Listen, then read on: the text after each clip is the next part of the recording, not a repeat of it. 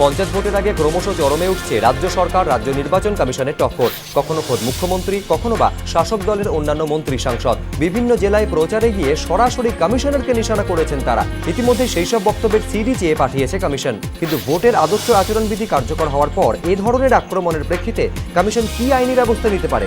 অবসরপ্রাপ্ত বিচারপতি ভগবতী প্রসাদ বন্দ্যোপাধ্যায়ের মতে আক্রমণের জন্য কমিশন মানহানির মামলা করতে পারে। প্রদেশ কংগ্রেস নেতা আব্দুল মান্নান জানিয়েছেন তিনি সুপ্রিম কোর্টে জনস্বার্থ মামলার ভাবনা চিন্তা করছেন।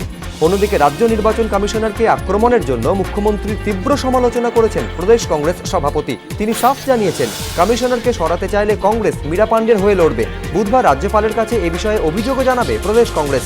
ইতিমধ্যে কমিশনারের উদ্দেশ্যে রাজ্য সরকারের নেতা মন্ত্রীদের একের পর এক আক্রমণের প্রেক্ষিতে সমালোচনায় সরব রাজনৈতিক মহল। এখন এই ইস্যুতে লড়াই আদালত পর্যন্ত গড়ালে পরিস্থিতি কি দাঁড়াবে সেদিকেই নজর রাজনৈতিক পর্যবেক্ষকদের। নিয়ম বহির্ভূতভাবে ওবিসি সার্টিফিকেট বিতরণের অভিযোগে কংগ্রেস তৃণমূল তরজা। কংগ্রেসের দাবি, গত রবিবার নারকেলডাঙ্গা এলাকায় তৃণমূলের তরফে একটি রক্তদান শিবির করা হয়। সেদিন সন্ধ্যায় সেখান থেকেই ওবিসি সার্টিফিকেট বিলি করা হয়। প্রতিবাদে মঙ্গলবার জেলা কালেক্টরের অফিসে ব্লক ওয়েলফেয়ার অফিসারের দপ্তরের সামনে অবস্থান করে কংগ্রেসের কর্মী সমর্থকেরা।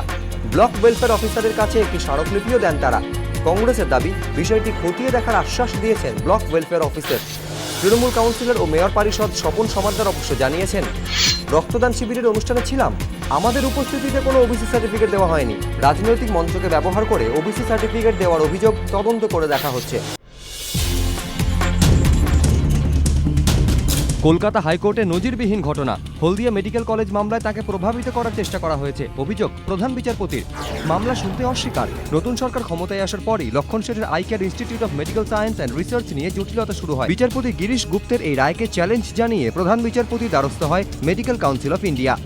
মঙ্গলবার সেই মামলার শুনানির শুরুতেই প্রধান বিচারপতি অরুণ মিশ্র জানতে চান, কলেজ কর্তৃপক্ষের হয়ে কোন আইনজীবী আছেন।